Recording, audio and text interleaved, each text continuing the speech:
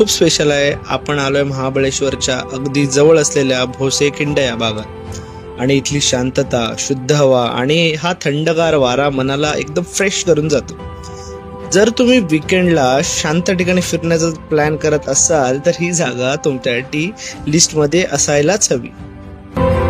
Spot आहे ते मला मॅपवर दाखवलं होतं, पण चालू आहे पण तिथे आता लोकेशन काय माहित नाही. लोकेशन तर ऍड झाले इथे.